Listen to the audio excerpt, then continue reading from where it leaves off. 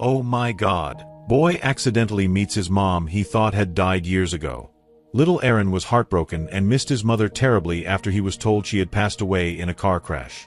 But years later, he recognized a woman's tattoo when he stopped her from robbing a hotel guest miles away from his hometown. Oh my God. Mom. Is that really you? He asked, unable to believe she was standing alive before his eyes. Lisa applied another coat of lipstick and pressed her lips together, admiring herself in the compact mirror. She looked perfect enough to lure her next target. Stuffing her things in her purse, Lisa returned to the bar counter, where she had met 42-year-old Henry not long ago. I hate noisy places, you know, she said, seductively running her fingers along his shoulder. We should find a quieter place for us, don't you think? Henry chugged the whiskey in front of him and pulled Lisa closer. She cringed but maintained her smile. I know one not far from here, beautiful, he said, his breath stinking of alcohol.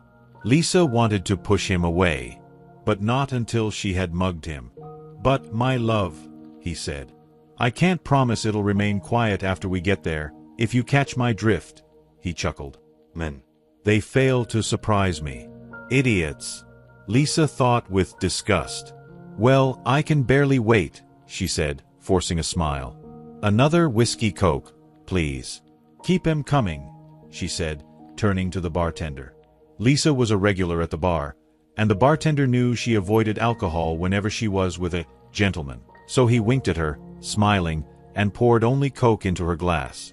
As Lisa enjoyed her non-alcoholic drink, she noticed Henry succumbing to his whiskey. After downing the third glass, he could barely stand, and Lisa quickly put her arms around him. Careful, my loot, she frowned, realizing he was too heavy for her. Let me help you to your room. She frantically searched his jacket pockets and pulled out his hotel room keys. Excellent, she grinned. Let's get you out of here. Once they were in Henry's hotel room, Lisa made him another drink and sneaked sleeping pills into it. She slipped away, telling him she was going for a quick shower, and when she returned, he had dozed off on the bed. Lisa quickly checked if he was in his senses, and to her relief, he was in a deep sleep. Lisa had to be quick.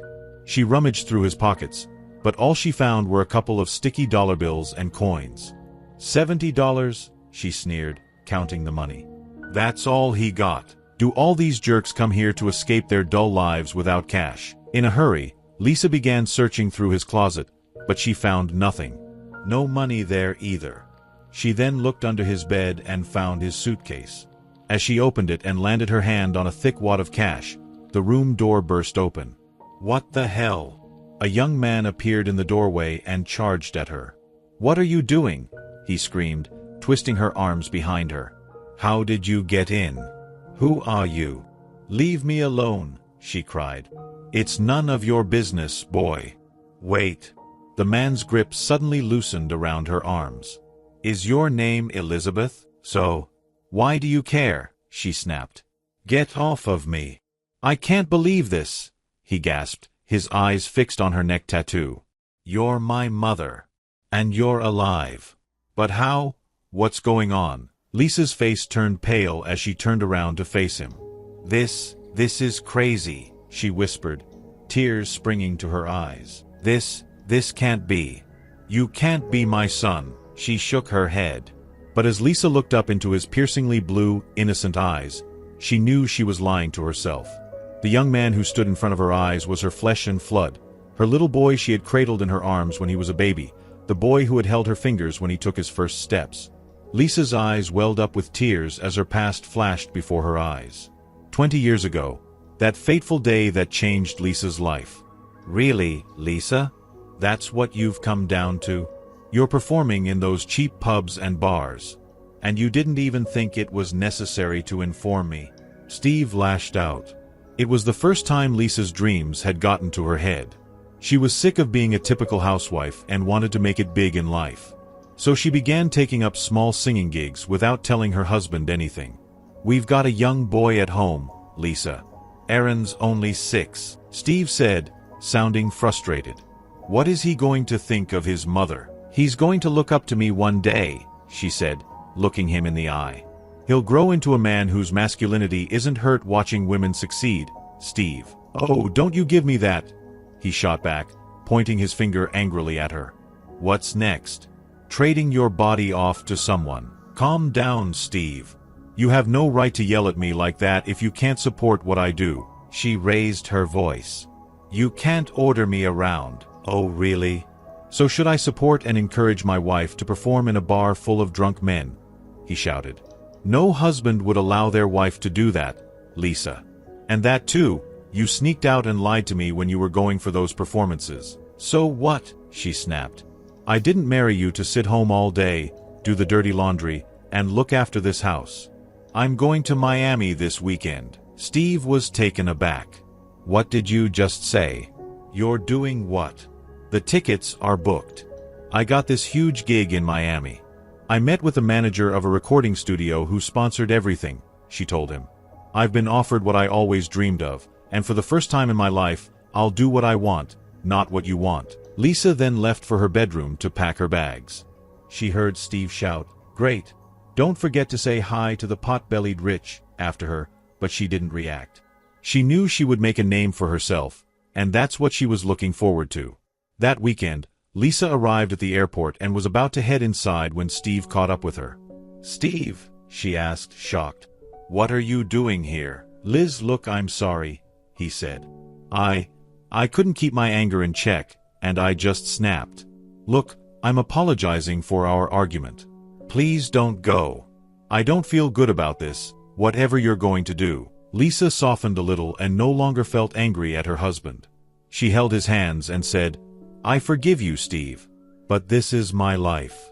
I had to put my ambitions on hold when I married you, but now that the opportunity has presented itself again, I don't want to give it up. We'll find something great for you here, Steve pleaded with her. Please. Don't go, okay? You're getting worried for nothing. Everything is going to be fine, honey. She stepped closer to him and kissed him on the cheek.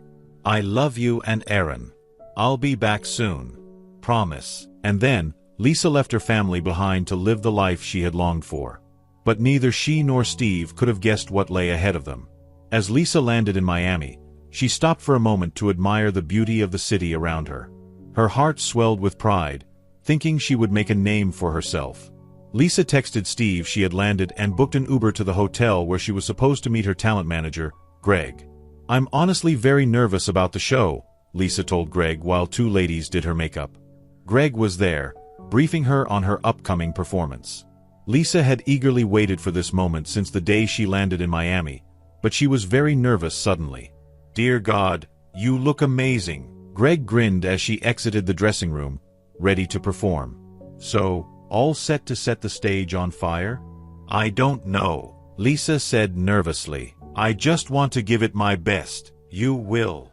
He patted her shoulder. Come on, let's go. And Lisa did give her best that night. 2 hours later, she and Greg were having a celebratory dinner at the hotel's 5-star restaurant. The event organizers were impressed with her performance, and Lisa received her first paycheck. I almost can't believe this, she exclaimed, her gaze fixed on her paycheck. She stuffed it inside her purse and raised her wine glass. Cheers to us. And to this night. Their glasses clinked, and Lisa chugged the wine. Whoa, slow down, Greg laughed. This is just the beginning, Lisa. I don't know, I'm just so happy, Lisa exclaimed in joy. You don't know how long I've waited for this, Greg. And it's all thanks to you. Without your help, I would have never been able to do it. Oh, come on, you're talented. You deserved this, he smiled, sipping his wine. And well, there's a bigger opportunity coming ahead for you. Really? Her eyes lit up. Yep. Greg nodded. Your manager's not an amateur, after all. I'm not here wasting my time, he laughed, and Lisa said, Definitely not. So, what is this about? He put his wine glass down and leaned closer to her. Last week, I got to meet a producer. Apparently, he's the main guy behind the upcoming music festival, Greg said, passing an envelope to Lisa. Heard anything about it? She opened the envelope and found an invitation to the musical festival. It was addressed to her. No way. Am I performing? She squealed, almost taken aback. Yes, you are. Greg grinned. They want to have you, Lisa. And I already said yes. Oh my God. Lisa's hands went to her mouth in shock and excitement. You did not do this. You deserved it, Greg said, leaning back in his chair. You did it. No, we did it. Lisa corrected him, raising her wine glass again. They toasted her bright career as a singer. And Lisa felt like she was on top of the world. I have to call my husband and tell him about it, she chirped. He's gonna be so happy, so proud of me. He finally won't have any regrets about me coming here. And Steve was happy. Genuinely happy for Lisa. But he told her how much he and Aaron were missing her. It's all going to be worth it, honey, Lisa told him on call. And after my next show, I'm going to ask Greg to let me head home for a few days. Don't worry. I'll be home soon. 2 days later, Lisa performed at the music festival, and the audience just fell in love with her. Even though she was singing alongside other artists, she looked like a star, a celebrity, with all the eyes and spotlight on her. As the performance ended and she returned to the dressing room, Greg welcomed her with open arms. And here comes the star of the night, he said, and Lisa gave him a tight hug. She noticed a man beside Greg and wondered who the stranger was. I owe it to you, Lisa said, pulling away from Greg and holding his hands. Thanks for making my dream come true, Greg. Well, it's too soon to thank me, Greg smiled, pointing to the stranger beside him. Meet Mike, the generous man who insisted on having you here tonight. Oh my God, Lisa gasped. Oh, I'm sorry. I didn't even introduce myself. I'm Lisa. Thanks for having me, Mike. I bet you don't need an introduction, beautiful. Mike gently took Lisa's hand and kissed it. Wonderful, darling. What a wonderful performance. Inviting you here is probably the best decision I've ever made. That's very sweet of you, Lisa smiled back nervously. I really appreciate you doing it for me. Oh no, Mike shook his head. Don't thank me yet, darling. I have something for you. Mike pulled out a brown envelope from his briefcase and gave it to Lisa. As she read the papers she found inside, she gasped. Oh my God. I don't know what to say, she cried in excitement. Mike offered Lisa a contract with his agency, and she couldn't believe the compensation amount was so huge. Oh my God, I'll do it, she told him happily. I am ready, Mike. Thank you. Thank you so much. Mike smiled wickedly. I wouldn't suggest you hurry, darling, he said. Not until you've understood my working conditions properly. Conditions? Lisa gave Greg a confused look, and he shrugged. What conditions, Mike? You never told me about it, Greg said. If Lisa signs the contract, I will make her a star. A celebrity, Mike promised. But from now on, I'll be her talent manager. Not you, Greg. I can't pay both of you. What? Lisa gasped. But I owe it all to Greg. He's literally the one who helped me reach where I am today. Look, Mike, we can't do this. I'm not done yet, darling. Mike cut her off. And then there's another condition. Mike stepped closer to Lisa and gently slid his arm around her waist. I've not had a beauty by my side in a long time. How about you give me some company in the dressing room? You know, a night together, he said, leaning closer to her. Nothing comes for free, darling. If you want something, you gotta pay for it. Back off. Greg pushed Lisa away from Mike. She's not doing it. Lisa was shocked and disgusted. Let's go, Lisa. Greg grabbed her hand. I'm sorry. It was all a mistake. I shouldn't have brought you into this. Not your fault, Greg. Lisa glared at Mike. He's a jerk. She tossed away Mike's contract and was leaving with Greg when Mike yelled, If you turn me down, I'll ruin your career, Lisa. Lisa stopped in her tracks. I have influence and connections in this industry. Weren't you just a pathetic housewife who came to this industry to make it big? Ha! Mike scoffed. If you don't agree to sign my contract, your career ends tonight, darling. You sleep with me, you make it big, or you go home. Lisa's face turned pale, and the blood drained from her face. She couldn't give up on her dreams when she was so close to it. She had worked hard to achieve everything, and she wouldn't let his one incident ruin her efforts. Lisa, don't, Greg suggested, seeing her pale face. He could almost sense she was falling for Mike's trap, and he wanted to save her. But Greg was too late. Lisa had already succumbed to Mike's deal. Her eyes welled up as she said, "Okay, I'll do as you say." "Lisa, for God's sake, stop," Greg screamed. "We'll figure it out. I'll do something. Trust me, don't do this. I would have never let you meet him if I knew he would do this." "I'm sorry, Greg. Please leave," she said, lowering her head. "Leave the dressing room now." Mike grinned as he grabbed Lisa's waist and pulled her closer. "Do you want me to kick him out, darling?" he asked, moving his hands down to grab her. "Isn't he just a disturbance?" "Boys," Mike called out to his security guards. "Throw this man out of here." "Lisa," Greg shouted as two tall men grabbed him. "Don't do this. You're a singer, not a hooker." But Lisa couldn't do anything. She turned away from Greg as he was thrown out, and she slept with Mike that night. On the couch, in the dressing room. Lisa felt disgusted with herself that night. She had crossed the line to achieve her dreams, but she convinced herself to forget about it and move on. As long as nobody knew about it, she wouldn't find it hard to get over this forced one-night stand. But just as Lisa got up from the couch and grabbed her clothes, the dressing room door burst open. "Surprise!" Steve shouted, holding up the flowers he had bought. The gorgeous bouquet of roses slipped from his grasp as he stared at his naked wife. What the hell?" he fumed. "What the hell are you doing with an unknown man? Like this, Lisa, seriously? So this is how you make your dreams come true, by sleeping with men?" "Steve," Lisa gasped, covering herself with her clothes. I can explain this. I was right, wasn't I, Lisa? When I said you'd sell your body," he hissed. "Steve, no, wait." Lisa stepped closer to him, but he stepped back. "Don't you dare come close to me. And you." Steve could no longer keep his anger in check and charged at Mike. "What did you think you were doing, huh?" He landed a punch on Mike's face, and blood gushed out of the man's nose. Steve was about to hit him again when Lisa pushed him away. "Don't you dare," she cried. "Guards, escort him out." A couple of tall, tattooed men burst into the room and threw Steve out. Steve was crying as his eyes met Lisa's, and so was she. "When our son grows up, I'm gonna tell him you died in a car accident. Don't you ever return to our lives, Lisa." She heard Steve's voice disappearing down the hallway and collapsed on the floor. Suddenly, her gut churned, and she dashed to the bathroom and puked out all the wine she had had with Mike. As Lisa glanced up into the mirror, she could barely look herself in the eyes. She had signed a copy of Mike's contract and sold herself to him. There was no going back.